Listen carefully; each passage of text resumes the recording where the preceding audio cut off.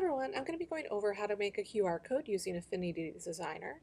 I'm going to be starting with the desktop and then I'll move on to showing the same thing on an iPad.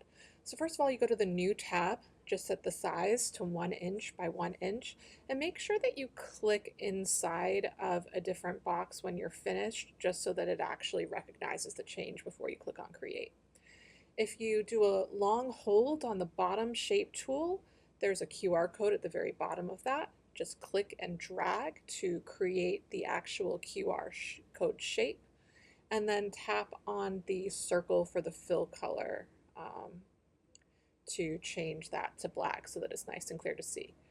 On the Mac, you can just, once you've selected a URL, Command C to copy, and then tap on the URL back in Designer and Command V to paste. And then you can say OK. From here, you just need to export. So head over to the export persona. PNG is perfect for the format, and just tap on the little export button to the right of the layer.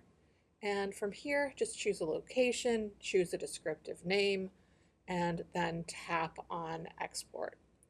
And from there, you can use the file wherever you actually need it.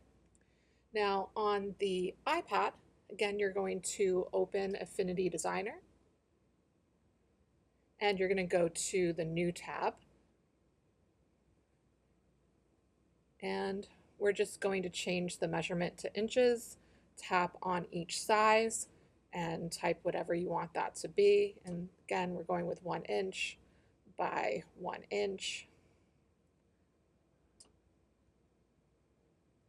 And then say OK. The other defaults are fine.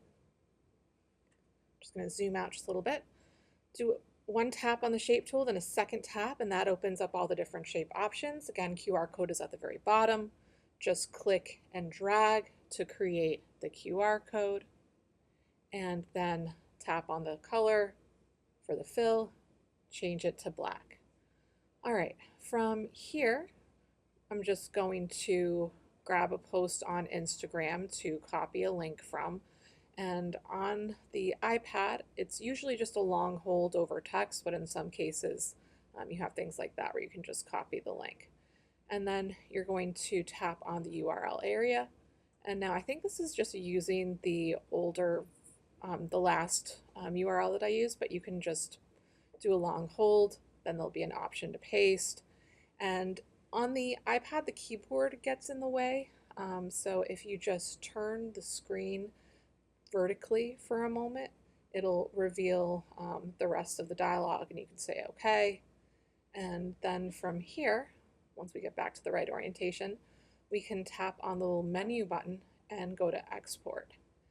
PNG for the format, but then you have the sharing button so that you can airdrop it over to your phone or to the Mac that you're working with. And it gets accepted on the other device, and then you are all set.